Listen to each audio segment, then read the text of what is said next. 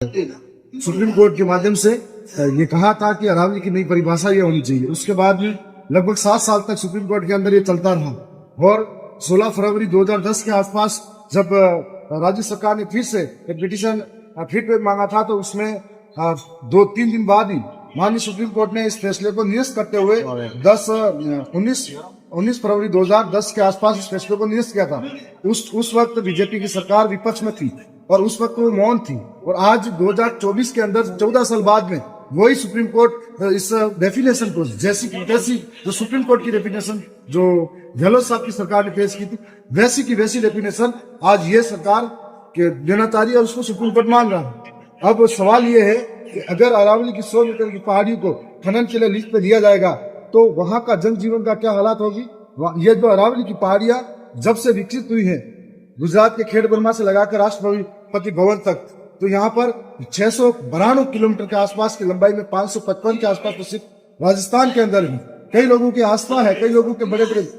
इतिहास से जुड़े हुए दूर के जुड़े हुए हैं और ये मेवाड़ के अंदर जो फैली हुई अरावली के अंदर जंगलों के अंदर आदिवासियों का राजपूतों का ऐसा संघर्ष रहा है, शामिल जो साहस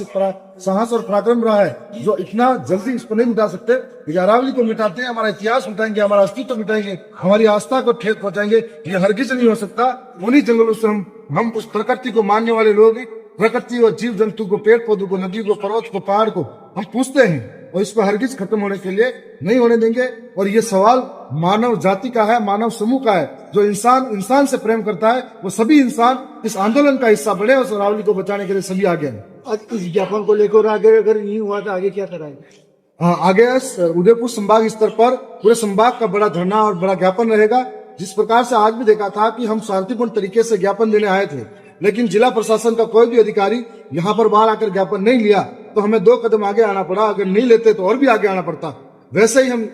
संभाग स्तर पर भी कहेंगे। उसके बाद में जब राजस्थान की सरकार चलेगी तो विधानसभा के अंदर भी हम बात करेंगे और जब केंद्र की सरकार जब संसद चली थी तब हमारे 84 से